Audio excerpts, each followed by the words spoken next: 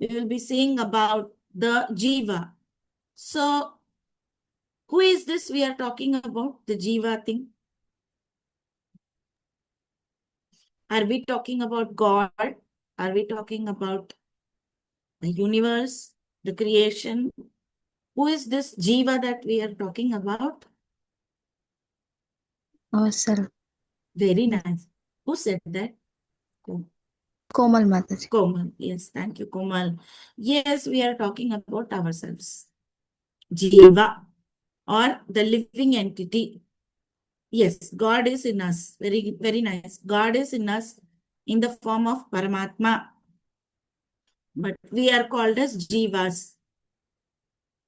In this world, we see a lot of energies. Same way, all the energies are created by whom? All the creation, the energies, everything that exists is created by the Lord, isn't it? So, yes, thank you, Gayatri. So, we are also the one of the very various energies of the Lord, the Jiva, the real you. When we understand the Jiva, we understand really who we are. So this is the session we will be seeing today. This is important because, first of all, we need to understand who we are to understand why we are here and what we are supposed to do. I don't even know who I am. Like in the movies and all, sometimes they show, right? They meet with an accident and there is an amnesia and they totally forget who they are. Who am I? Where am I? Like that. So such we imagine that condition. Imagine that condition where they don't know who they are, they don't know who their parents are, they don't know who their relatives are, and they just get up. They don't even know what is their name. Imagine such condition. Actually, we are also in somewhat similar situation. We think that we are this, we are that, but Krishna is highlighting in the Bhagavad Gita who we actually are. So today we will be seeing this session, the Jiva, the real us. Move on to the next slide, please. We pay our respectful obeisances to His Divine Grace A.C. Bhaktivedanta Swami Srila Prabhupada for giving us this knowledge. Srila Prabhupada was the one who highlighted and who, brought out this knowledge in a manner which everybody can relate with. These were texts of Sanskrit he translated, he purported, so that all of us can understand in our Sarala way, in a very easy way. Because today Krishna is not sitting here to explain what he has told. That is why he sends all his ambassadors, all his dutas like this, so that, such great souls come here. So they explain the knowledge of God to us in a manner in which we can understand and apply. So we pay our respects to His Divine Grace, A.C. Bhaktivedanta Swami Srila Prabhupada. Move on to the next. Yeah, in today's session, we'll be seeing what is the soul. Soul, Jiva, same, isn't it? And what is the difference between this body and then the soul? And then who is soul and who is God? And what is the nature of the soul? And does reincarnation exist at all? How many of you like these topics? Are these topics interesting at all?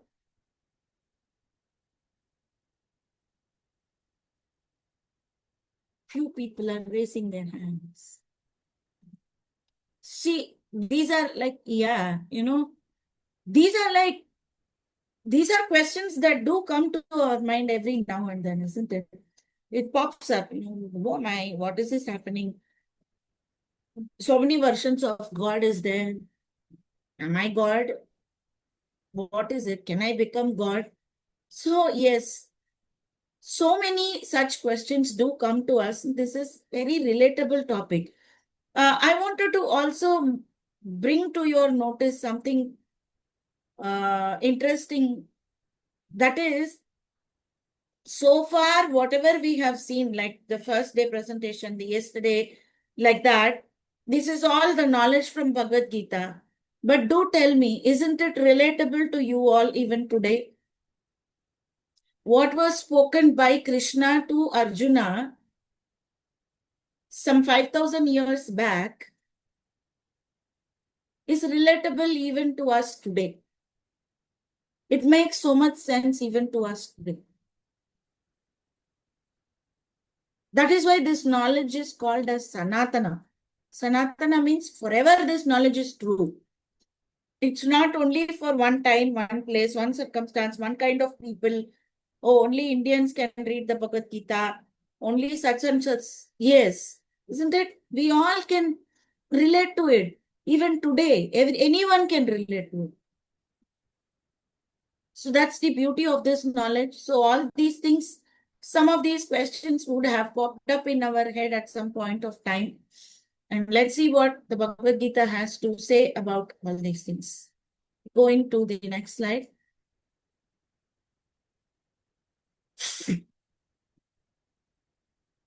Yeah, how many of you want to guess who this is?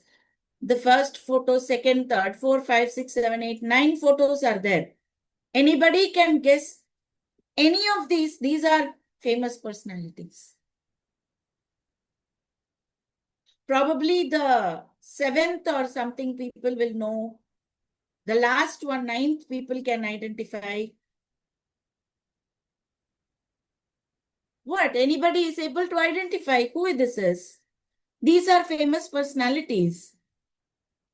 Guess. Take a wild guess. Come on, 7th one. You all must know. Harshini, are you able to take a guess? Who is the 7th one? 1, 2, 3, 4. No, Mataji, but the last one I'm thinking it's Oprah Winfrey. Yes. Yeah. Komal guessed it right. Obama. Oh. Yeah. So let's go to the next slide to find out who these people were. See, the first one was Mother Teresa, then Albert Einstein, then Steve Jobs, and Rahman, and like that. Yes. You see? Oh, there's a poll. How many of you agree they are the same people? How many of you agree they are completely different? Because you people couldn't even guess who they were. I couldn't guess who they were. When I first saw this slide, I didn't know who was who. So, how many of you feel these are same people? I feel they are different people because last slide and this slide, I'm not able to relate. Oh, Sai Deepti is saying they are different people. How many of you are saying they are different people? How many of you are saying that they are the same?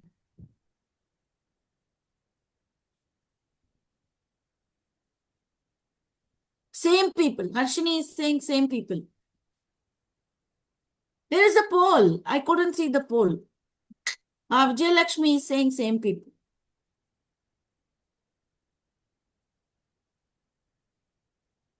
Many people are saying they are the same people. They are the same people, actually. They are the same people. But they look so totally different. So much so different that we cannot even find out who they were. All of you, when you grow up, like say 50, 60, like that, and you see a picture of you being young, 1 year, 2 years, 5 years, you won't even recognize yourself. Oh, was I like this? Oh, I did not have all the teeth. My hair was like this, that, like that. You know, the features also so different. Now, so many people said they are the same people. Yes. Aishwarya says, I'm confident they are the same people because it's their childhood picture, which is true. Which is true. It is their childhood picture. Now tell me, why are you accepting that they are the same people even though they look so different? Hardly anything matches. You see that first picture of that little girl and Mother Teresa. Does anything match at all? Their skin, their looks, their bodily appearance, nothing matches, isn't it? But still, why do we say that they are the same people? We move on to the next slide.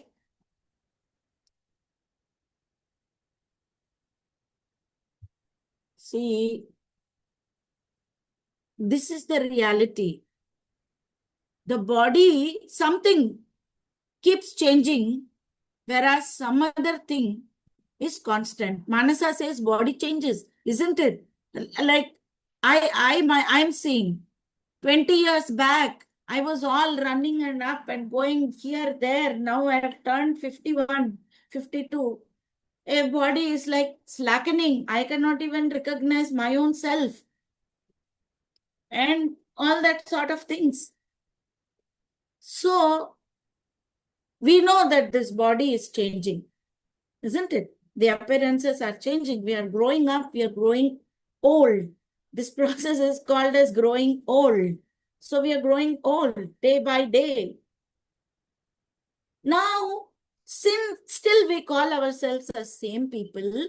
So what is the constant which makes us call ourselves as the same people? Very nice. Aishwarya says that the soul never changes. Very true. There is something or somebody, yes, Meghna, who is sitting inside the body, and that somebody is not changing. That is not changing. Yesterday in the karma session, I was telling, when I was asking questions, yes, Saidipti, body changes, but soul never changes. Very true. I was sitting and I was telling them about karma, and many people were accepting, yes, this is because of karma, like that. And I was telling them, we are so lucky in India that we can relate to all these topics so easily. Imagine in the West, when Srila Prabhupada had to go to the West and give this Sanatana Dharma, nobody knew or nobody had faith or nobody accepted the existence of soul also. They were not accepting. They were not even interested. They were asking, show me soul. Only then I will accept. Show me. I'm seeing you, no, like that I should see the soul. Only then I will accept. But in India, we are so fortunate to be born in this bhumi that it naturally we have faith on all these kinds of topics. So how many people are telling naturally that, this is the soul which is not changing. The body changes, but the soul does not change. That remains as constant. That is why we call ourselves the same people. That young Obama and this young Obama are the same people. That young Mother Teresa, this old Mother Teresa, same people. Young me, old me, same person. Isn't it? We move on to the next slide.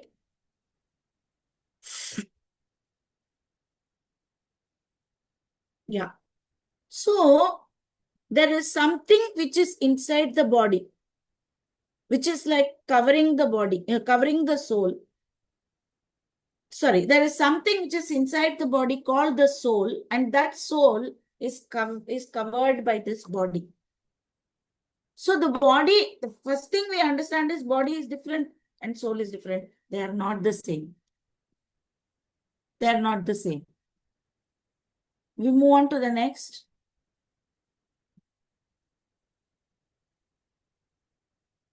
Yeah. So this body that is covering the real us, the soul. That is we. Huh? Because even the body changes, the memories change, we do not change. We are still the same personalities. So from this, we understand that the body is keeping on changing and the soul is constant. So you can see that they are of completely opposite nature. Body is changing, soul is not changing. There are so many such opposite natures between the body and the soul. They are exactly opposite, like North Pole and South Pole. If body is North Pole, then the soul is South Pole. Let's see what are the differences between the body and the soul. How many of you get reminded of science classes by, by listening to these presentations? Even in science, we have, right, definitions, differences, and logics like that. No, really, the knowledge of Bhagavad Gita is actual science, actually. This is the real science. This is the actual science. That is why here also we have all these things. There is an explanation for the soul. There is a definition for the body. There are differences. There are logical explanations. So this is a science by itself. Yeah, we move on to the next slide. Yeah. So the basic difference is that the soul is eternal, but the body is temporary. Here in the second picture, we see that from the baby, the body goes through different changes, and then it becomes an old person. Then what happens, we will see in the next step. But yes, this much is true.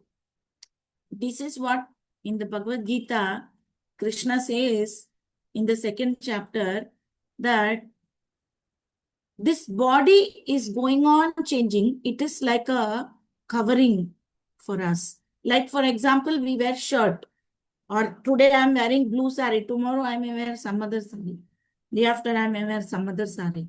So I'm not the sari, I am wearing this sari. I am somebody else who is wearing this sari. Same way, today I'm having this body, but I am someone sitting inside the body. I'm not this body. Move on to the next slide. Yeah.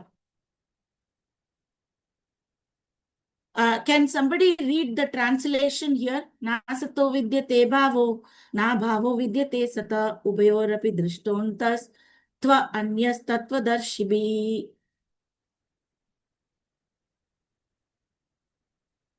Who wants to read the translation for this?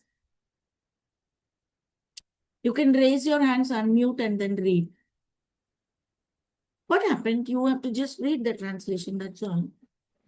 Those who are seeds of the truth have concluded that of the non-existent there is no endurance, and of the eternal there is no change. This they have concluded by studying the nature of both. See, this, thank you so much. Who read? Sai Deepti. Deepti Thank you, Sai Deepti. So see, this is given in the Bhagavad Gita, that of the non-existence, there is no endurance, which means the material body, it doesn't remain forever. You know, it gets destroyed at one point of time. It gets withered away at one point of time. They say, no, what comes from the earth goes back into the earth, like that, which is very true. But what is eternal, for that there is no change. Today we are young soul, tomorrow we are older souls, day after tomorrow we will become the oldest soul. No, there is no such change. Or today soul is having this constitution, tomorrow it will have something else, day after it will have something else. No. Soul in and out is the same. There is no change for the soul. We do not grow old. Yes, Aishwarya, the soul is eternal. We go to the next slide. These are the different facts about the soul. Question number 1. You are saying the soul is in the body. Where does it sit? Is there a place? Is there a specific place it sits, or it keeps swimming throughout the body? Like a fish in water. Bhagavad Gita says, our scriptures say that the soul is seated in the heart. Okay. Then, what is the nature of the soul? First, we found out that it does not change, which means it is eternal. It is ever existent. Ever existent. There is no end to it. Eternal. Isn't it? Like God is ever existent. There is no end to God, or there was no beginning. Like, oh, once upon a time, there was nothing and then God came into existence. No, it's not like that. Same way, we are also eternal, and we are supposed to be full of knowledge. Can you believe that? There are so many things we don't know. This point you please note in your mind, and later on we'll find an answer for this. Why? What happened? If we are full of knowledge, why are we like this today? Then we are full of bliss. Bliss means what? Bliss means what? Who knows what is bliss? Yes, happiness, not just happiness, uninterrupted, complete happiness. That is bliss. In today's terms, bliss means taking drugs, you get into. That is not the kind of happiness. This happiness is very different. That is fake happiness. You take something and then you feel high for some. Very good. Tanuja says perfect happiness. There is no flaw in that happiness. That kind of. Now you must say, what is this Bhagavad Gita saying, madam? So far I could relate to everything, but these things I cannot relate. Now, full of knowledge, full of bliss. I'm not happy like that. You are saying I'm the soul, then I should be happy. I should be full of knowledge. What happened to me then? Please note this down. We'll discuss this later. Then the soul by nature is a seeker of God. By nature only. We, all of us, want to know who is God. Or does God exist? Who is He? Where does He exist? What is the difference between me and Him? Why does that happen to us naturally? Because every child who is born will seek for its parents. Who is my mother? Who is my father? Isn't it? Same way, we are all children of God, and we definitely want to know who is our father. Where is he? What does he do? How does he look like? That's why we have this innate thing in us. We are seekers of God. Even people who call themselves atheists, out of frustration or out of their mind cannot deal with certain logics, they may say, I don't believe in God, or God does not exist. But everyone seeks God. Then the next quality is we are fireproof, waterproof, unbreakable. Body is not, right? It can be burnt by fire. It can be, when you put your hand in water, it becomes wet. Then sometimes bones break and this one, that one. So, but soul is fireproof, waterproof, unbreakable. Wow, we have a nice deal here, right? It's nice that we are protected from everything. It's amazing how Krishna has created us, in this manner. See. Well, what is more amazing is that we are like this, still we don't know that we are this. We don't know that we are like this. We think, no, there will be an end to me. Okay. Then the other nature of the soul is that it travels from one body to another. Today in this body, tomorrow some other body. Yesterday we were in some other body. Not to say in this lifetime. What I mean to say is that once this is over, then I will go on to another body. And according to my karma, yesterday we saw karma theory. According to my karma, we will take whatever body that we deserve. Good body, healthy body, beautiful body, intelligent mind, with body with intelligent mind, like that, different things.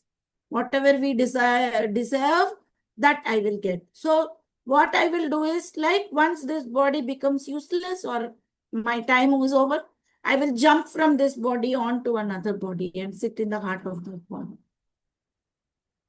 So this is my nature. I keep jumping from one body to another. Then the soul, we do not undergo the 6 kind of changes. You know what are the 6 kind of changes the Bhagavad Gita speaks about?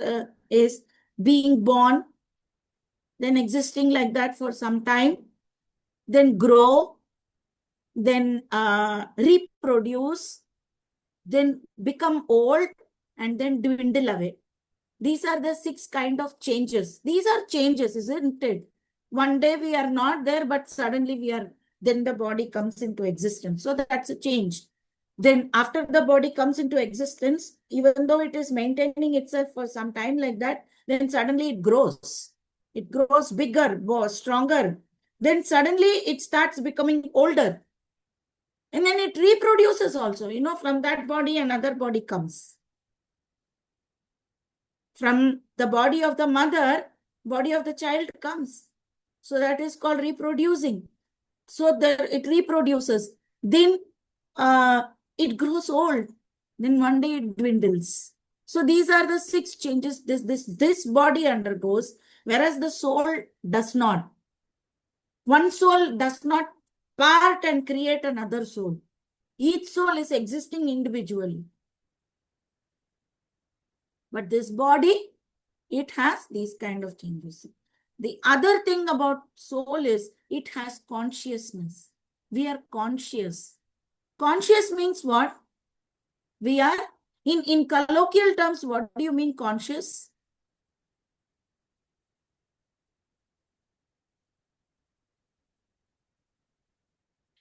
Is the other one, some question is there. Later on, please read the question. Very good. Harshini says awareness, isn't it? That is the colloquial term, conscious. Please be conscious of water over there on the floor. Otherwise, you will slip and fall, isn't it? What is the meaning of consciousness? Being aware. Being aware of many different things. That we are there, that things are around us. So this is a very major difference between the soul and the body, isn't it? For example, there is this laptop, there is this phone. The phone is not aware of its existence or what is going around it. But we are. Isn't it? The soul is conscious. That is why it is called living.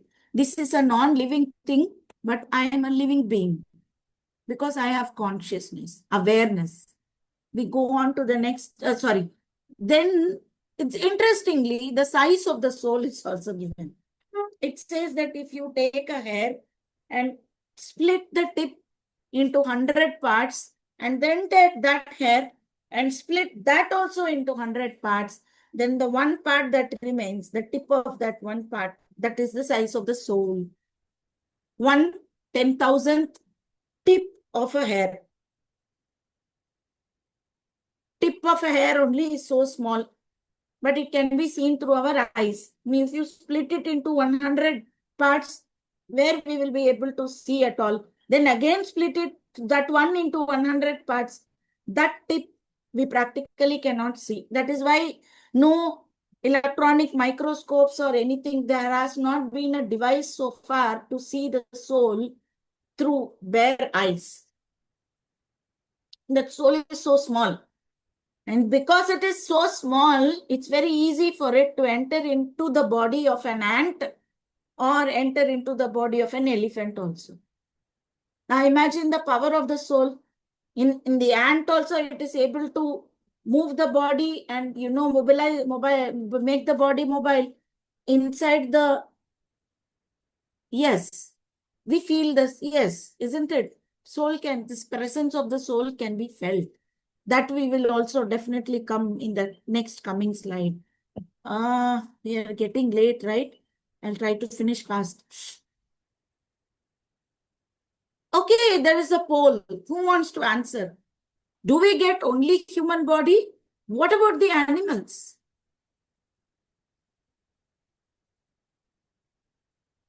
What happened? I'm not seeing polls. They are answering, Mataji. Many of them are answering it as no. Very nice. No, it takes even animal body. We even enter into animal body. Isn't it? Not only humans, correct?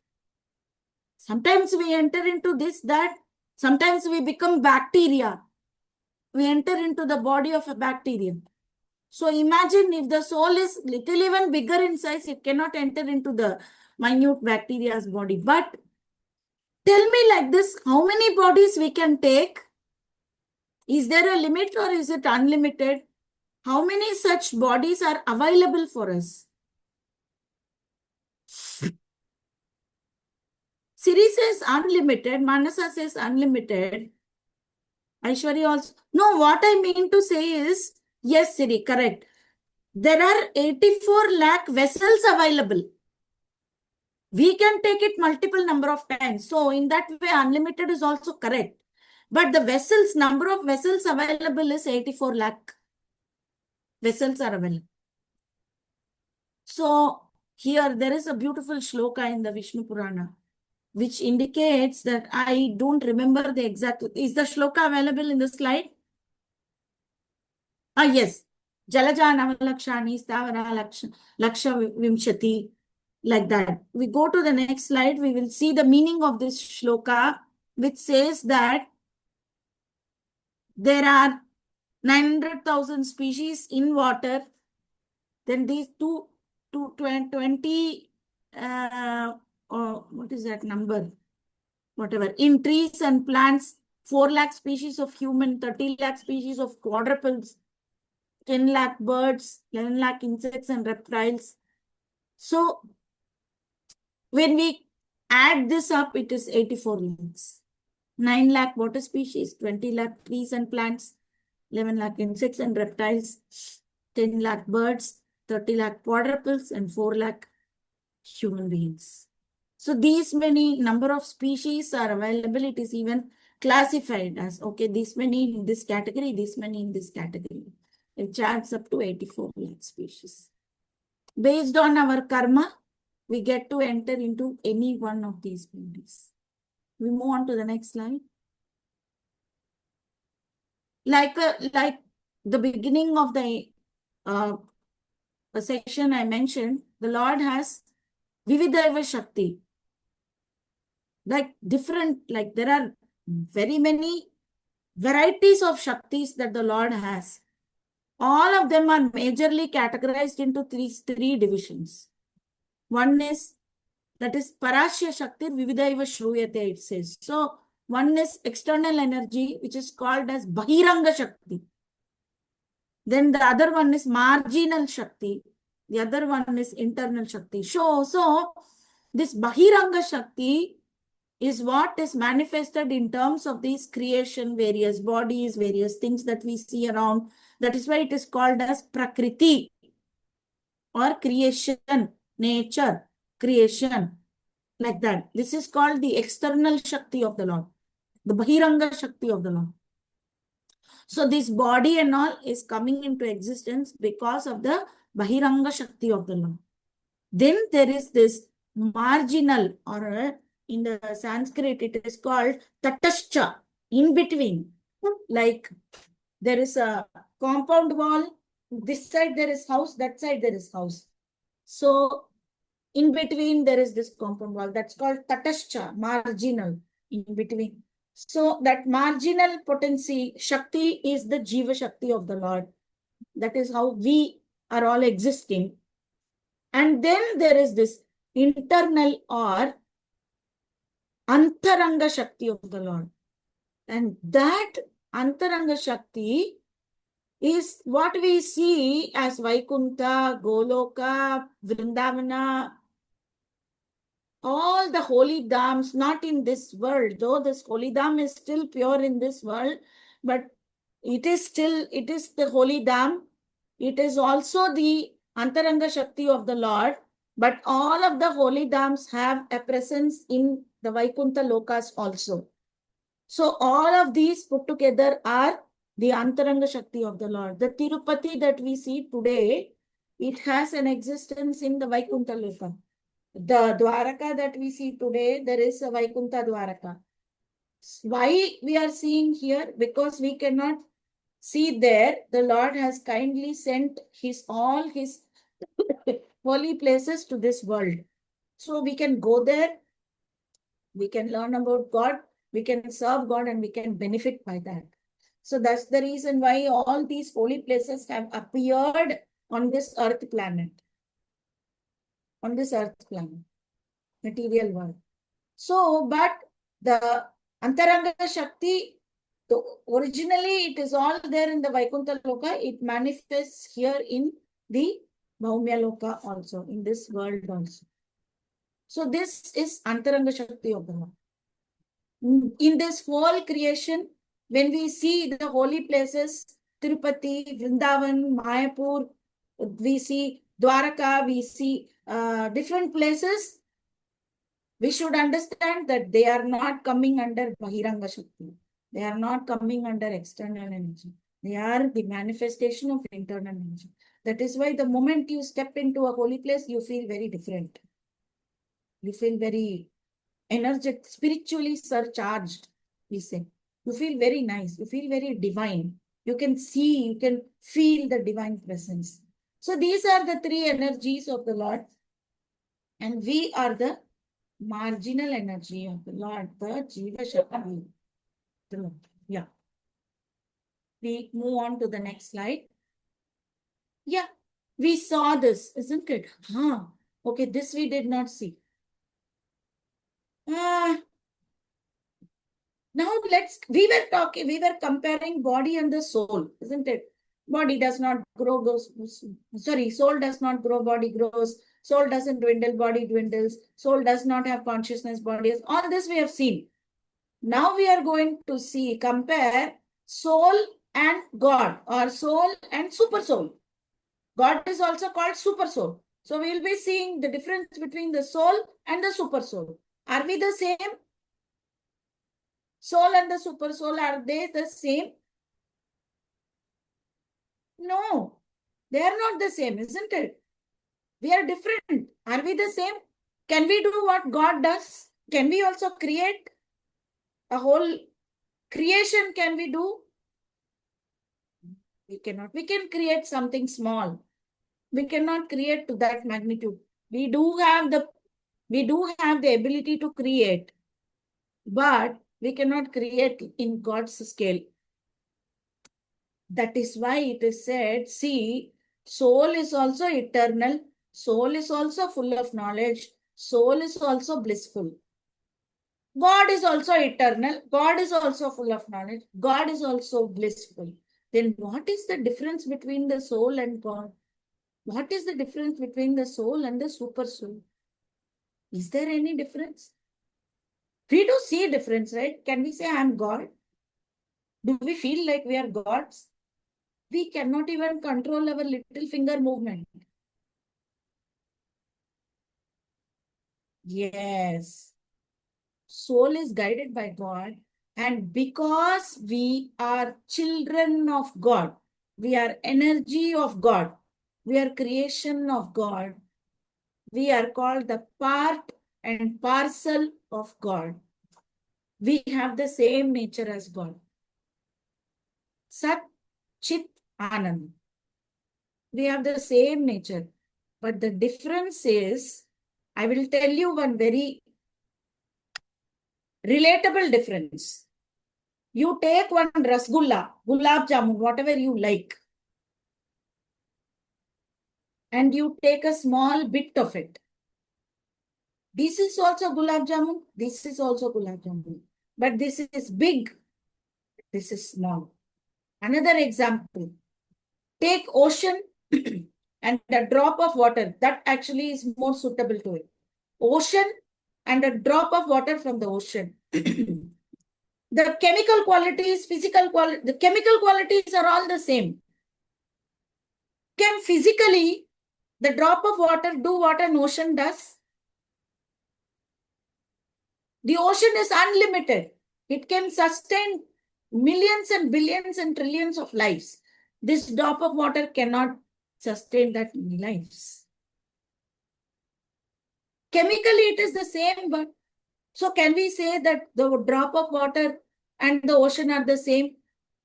Yes, we can say in one way, but they are not the same. Same way, we are also Sat Chit Ananda because we are energies of the Lord. We can say that we are like Him, but we are not Him. We are not Him. We cannot do what He does. We cannot, we are limited. He is unlimited. We are getting from Him and He is creating them. The same infinite bliss also, Krishna is creating that bliss. We are parts of that. Everything originates from Him. Even we originated from Him. The knowledge, everything was created by Him. But we cannot do that, right? So this is the difference between Him and us. have the same qualities. Somebody in the chat box very rightfully wrote, I think Gayatri or somebody wrote, saying that we are quality-wise similar, not even same, similar. Qualitatively similar, but quantitatively we are very different from God. We are finite, we are small, God is infinite, unlimited. Unlimited. So this is the difference between us and the Supreme. Go on to the next slide. Okay, there's another poll. Do we reincarnate? Yes, no, maybe.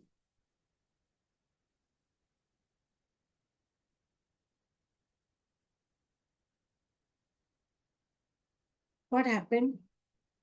Are people answering? Why I cannot see if they are answering here? It will be appearing in chat box, Mataji. Oh, okay. Let me go into the chat box. Do we reincarnate?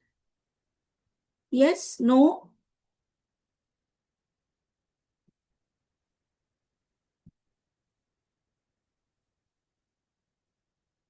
Are people answering? Yes, Mataji. 7 Yes. people Yeah, answered yes. Yeah. See here, Siri has said, we do have the qualities of God, but we are very little in quantity. Yes. So, reincarnation. Because if we are souls and then we sit in this body, then if reincarnation is not there, what sense it makes at all? Karma, what sense it makes if we don't reincarnate? In this life, I do all nonsense. And if I don't reincarnate, then where is karma? Where I will go through karma? Isn't it? Or if I do some nice thing, good thing, where will I be rewarded if there is no reincarnation? Then what is the whole meaning of the soul is constant, body changes, it takes another body? Isn't it? That's why Bhagavad Gita says, Dehinosmin yata dehe, kaumaram yavanam jara, tatta dehantara prapte, dhiras tatranam mahati. This was the first teaching that Krishna tells Arjuna. He says that as an embodied soul continually passes from boyhood to youth to old age, the soul similarly changes into another body at death. A sober person is not bewildered by such a change.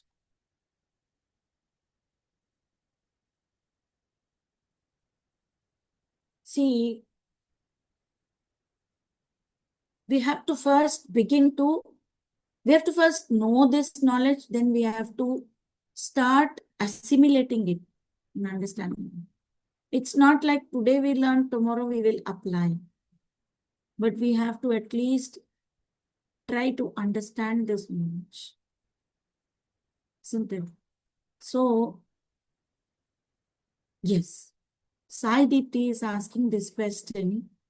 What happens to the soul when we die? No, when the body dies, we, the souls, jump into another body. That is what is explained here in this shloka saying, as the soul, see, from youth to old, from boyhood to youth to old age also, the body is changing. But it is the same body which is growing up. So we are not, Bahiranga, we are not seeing the difference. We are not seeing, there is change, but I am the same.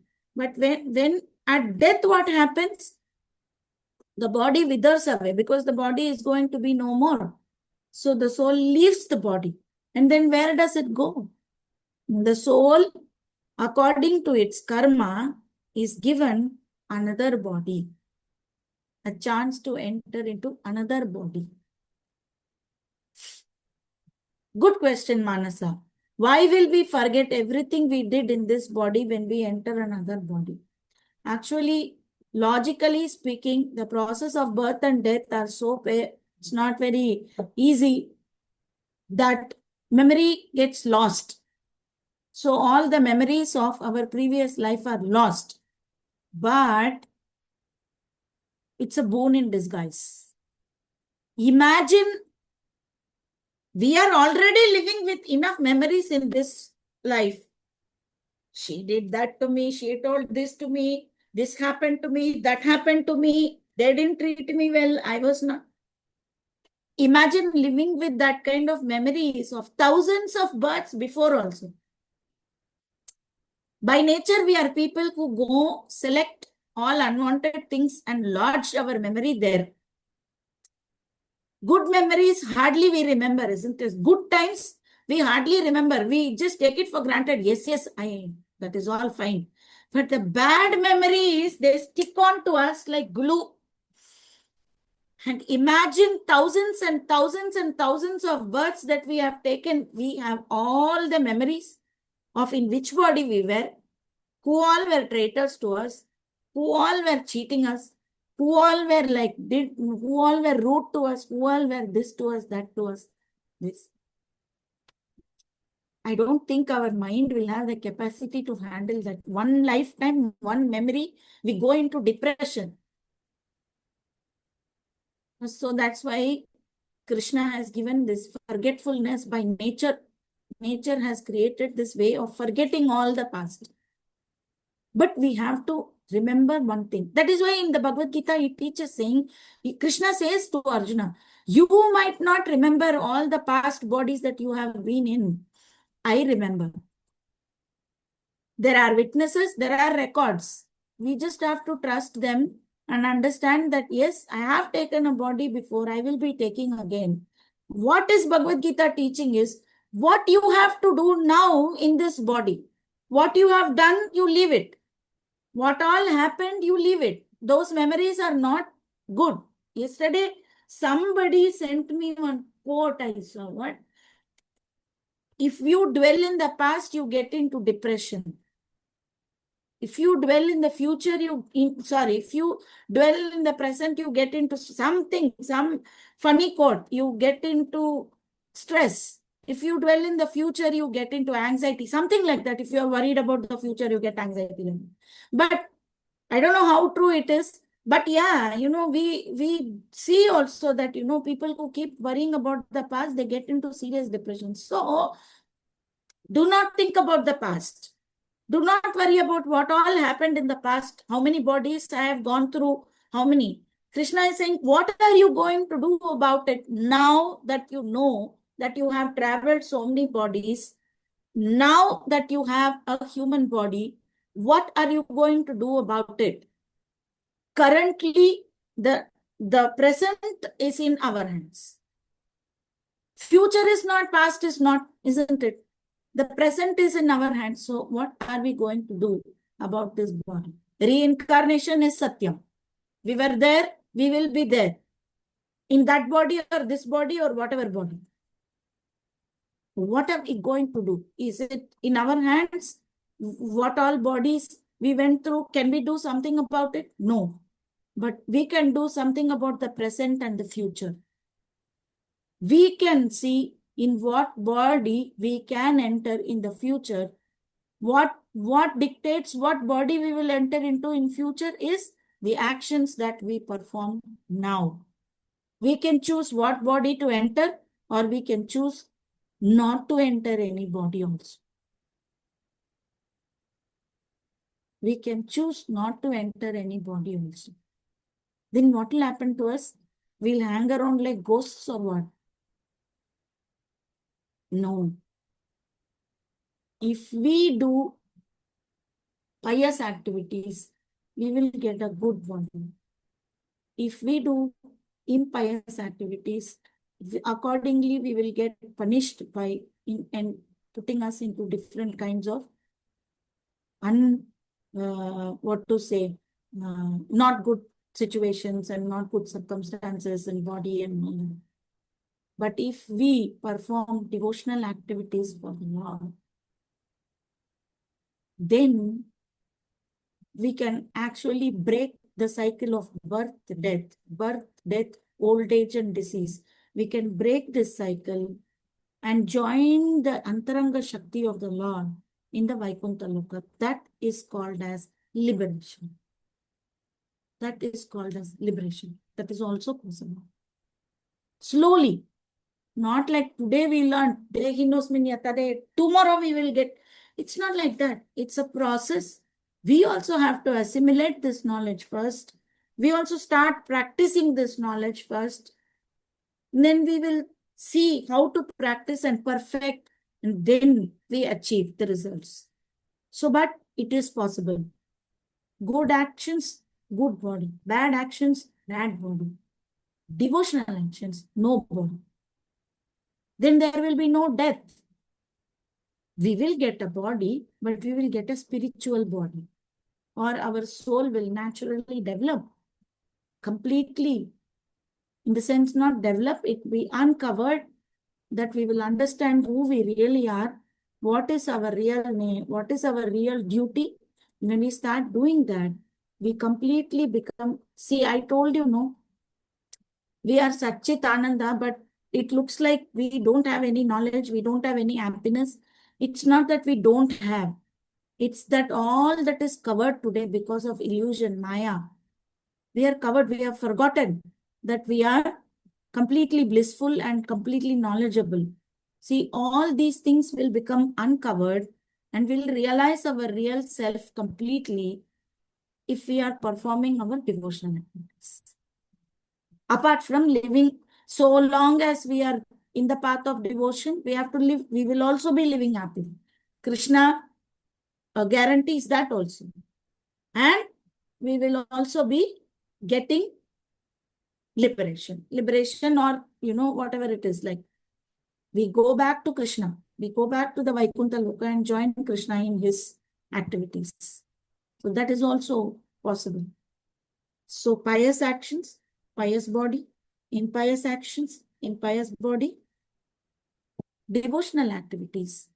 Then we get no material body. We become completely, we develop our, we unveil our spiritual nature completely, and we are always in the service of Krishna. That is also possible. Somebody is asking, does the soul pass only through human body or any living creature? No, any living creature. Amongst the 84 lakh species, we can enter into anything we want. We can become a bird, we can become an animal, we can become an elephant, we can become a bacteria. According to our, like, for example, there was this funny story. A person who was so, I'm not saying that if you like sweets, you will be born as ants. But yeah, it's just a funny indication. Sweet lovers, please eat. Make some sweets, offer it to Krishna, eat it as prasadam. Nobody is saying no. But the thing is, if we are too attached to something, we will have to be given a body accordingly, isn't it? So if we're very, very, very attached to sweets, probably what if we are born as ants so we can live with sweets forever? I'm just saying. Not that we'll be born as ants, but I'm saying, so there's there's a possibility, like that. There's another question Tanuja has asked, when do we go to heaven? Swargam. We will have next. Yes, this is a good question because we did have a discussion about Swarga. If we do a lot of good pious activities and accumulate sufficient pious karma, then we will go to heaven. Like Indra, Chandra, Varuna, Urvashi, Meghana, Tilotama. Yes, we will be in heaven. Then you might ask, what is the problem then? I will go to heaven and enjoy, nicely, because that heaven enjoyment is minus of all the problems. Like earth mein, there is enjoyment and there is misery. But in heaven, it is total enjoyment. Only enjoyment. No old age, no nothing. Then what is the problem? Why I cannot go there and enjoy? Do anybody want to take a guess? What is the problem with that? Why not I go to heaven and make my life peaceful? Why should I suffer like this? Who wants to take a guess? What is the problem there?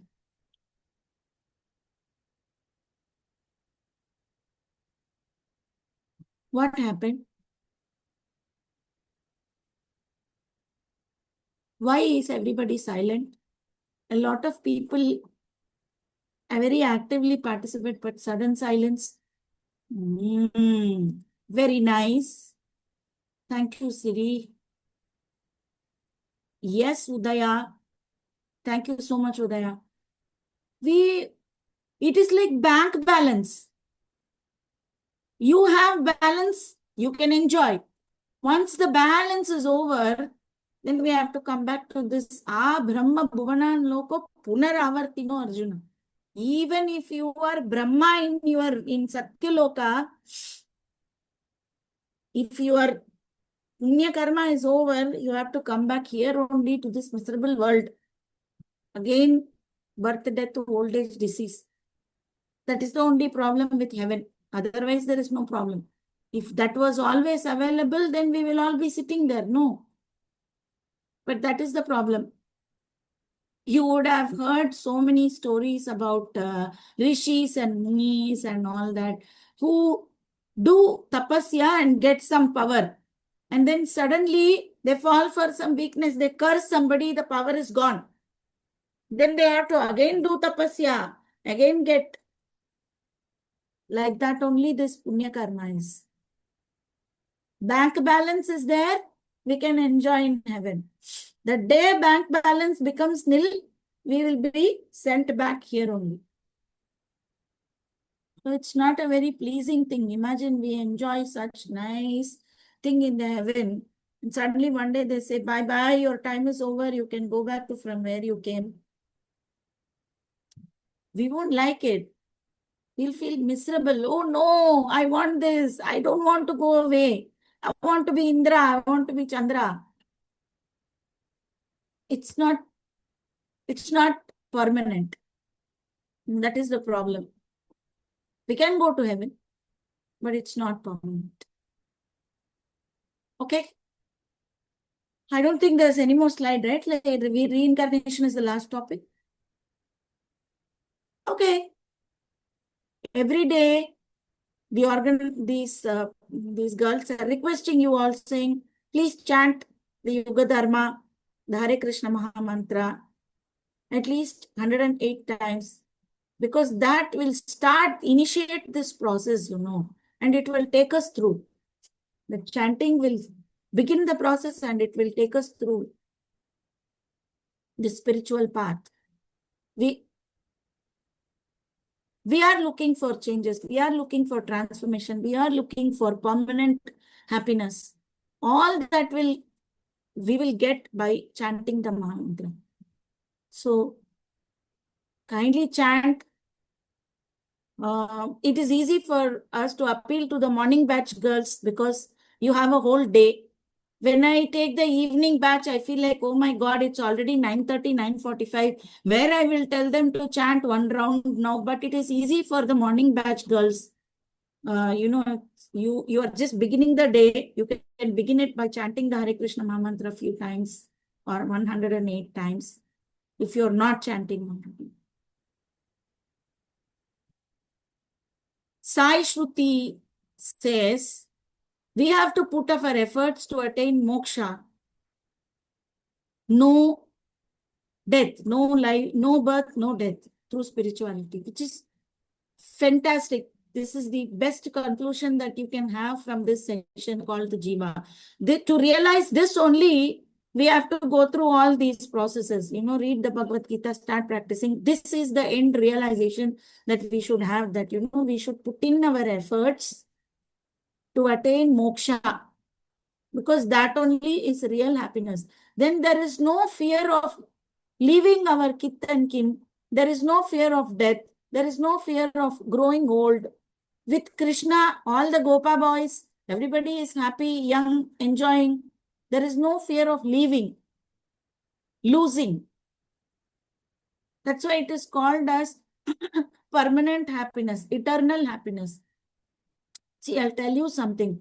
So far in this presentation, we saw how the soul is permanent, non-changing. So, but the happiness in this world is ever-changing. That's why we are never satisfied with the happiness that is there in this world. It's like fish out of water. We always feel like fish out of water. because we are people in nature with permanent happiness, eternal happiness, and what we are getting is temporary happiness. That's why it doesn't match. It doesn't match our nature. We think this is going to give me happiness, but it doesn't match our nature. That's why slowly we need to start practicing devotional service so that we will come to this platform that, I want moksha. Right now, we won't be desiring, no, moksha, it is all very confusing. I only want to be happy. No, all that. Yes, you want to be happy. I want to be happy. Everybody wants to be happy. But we should learn how to be happy. We should learn how to become happy. So, if we want temporary happiness, that is available here, but that's only temporary, right? One day that will go away. That time, what will we do? Heaven enjoyment will get over. That time, what will we do? That's why we should actually think of attaining the perfect happiness, the eternal happiness. How do we do that? We do that by starting to perform devotional activities to the Lord. Chant, read scriptures, teach scriptures, visit the temple, do some personal seva. Like in the olden days, we would see, right? People go to the temple morning, they sweep. Today also, I remember when Sneha and Shruti first came to Krishna, to ISKCON, they were telling how their mother would every day encourage them to go to the nearby Rama temple and sweep the temple, put rangoli, do this, do that, make garlands. Such a beautiful way of setting our life, Find a nearby temple, do some seva. It's not a joke. This is all taught in our culture because this is what we need to do. Today, it is all completely lost. We are living in a fast world. Everything is fast. Get up fast, get ready fast, go fast. Everything is so fast. We don't have the time to pause and think, what am I doing? Where am I running like this? Why am I running like this? We don't have the time to pause and think, what am I doing? What am I doing all this for?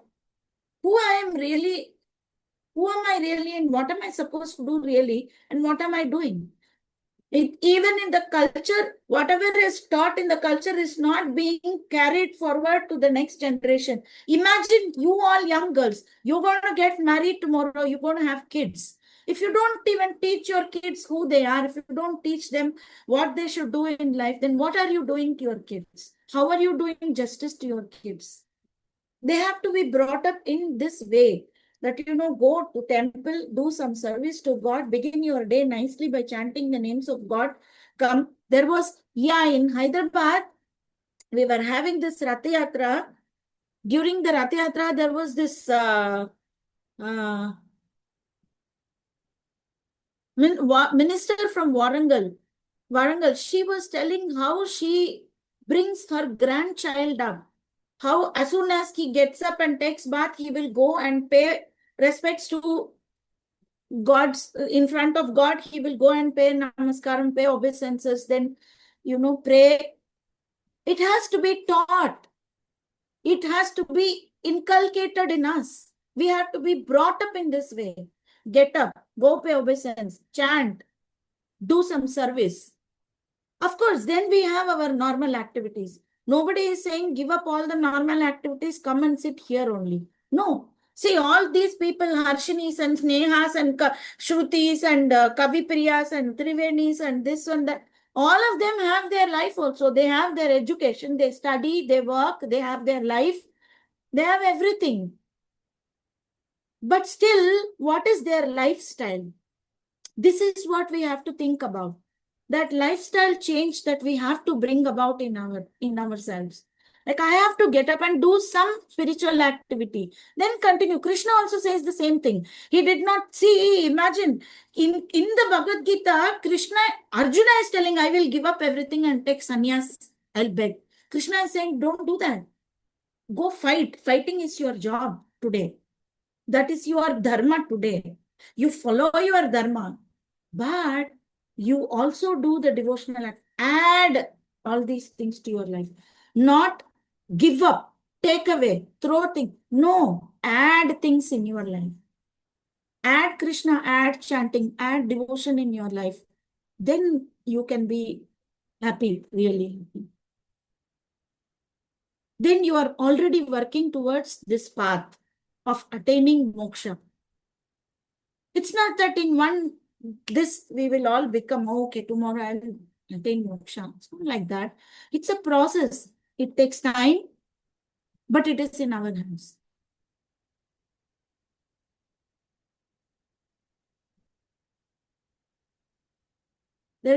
All our actions are done by the soul. Body is just a medium. Once the soul leaves the body loses consciousness. But how we act according to age. Child, different nature. Yeah, because the mind is different. No, the mind and consciousness is different. That is why we are acting differently. As a child, no, the child is not conscious. The consciousness is covered. Say, and as we grow, the more and more consciousness is unveiled. We are aware of many more things. Mind also keeps developing and maturing as we grow older. That also changes. Everything changes except the soul. The mind changes, memory changes, the maturity changes, body changes, but the soul does not change. Soul is the same entity. That's why we act differently, we remember different things, we understand differently, we assimilate differently. All that happens because of the different levels of memory, intelligence, all that changes.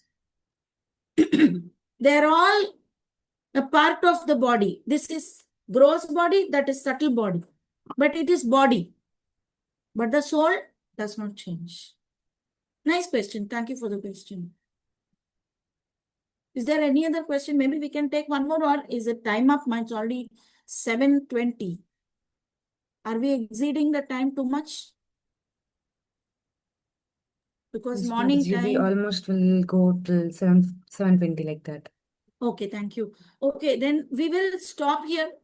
Tasks of materialistic life keep changing, but the devotional activities remain unchanged. We are all given devotional knowledge by our elders. Very nice. Yes, Meghna. That's wonderful. This is like, you can post instead of questions, because we don't have time to deal with questions now. Instead of questions, you can post what you learned from today's class or from today's session.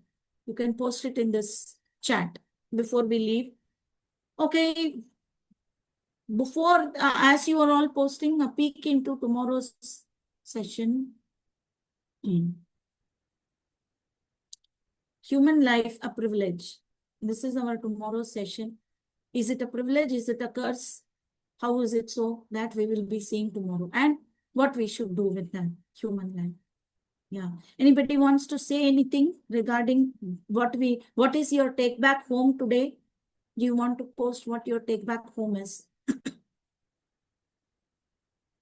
Do you have any take back home? Were you able to relate to this session?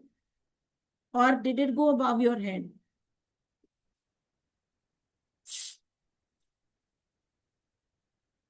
There is pin drop silence. Yeah. Bhagavad Gita is actual science. Very true. It's very scientific, I feel. What do you all feel? Is it scientific, or is it just this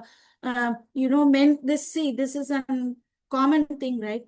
Oh, this religious texts and all, they are so superstitious. They are all old time. They are not relevant now. I don't think I will get anything to gain by that. So many such things. But when we read, we understand that this is actual science. Yeah, some people have commented in the chat box how this is scientific. This knowledge is very scientific. You can test it. All that we spoke today, is it something that you did not know? Many things you already knew. It's just Krishna is putting all that together and making us and making us understand sense out of it. Make sense out of all these things. We already knew how to put it together, how to make sense, what to do about it.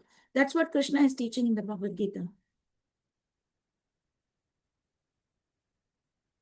Bhagavad Gita is a spiritual science. It cleanses our soul from sins. Very nice.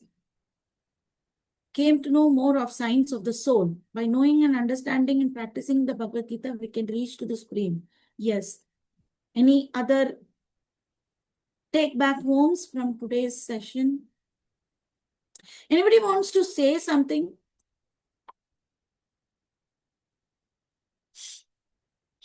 Okay, I'll ask you one question. You just answer that question. Was it a relatable topic to you all? I want everybody to answer this because then I will know if I am making sense at all.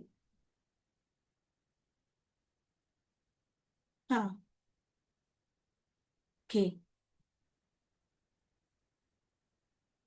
Okay. A lot of people are saying that it is a relatable session. Thank you.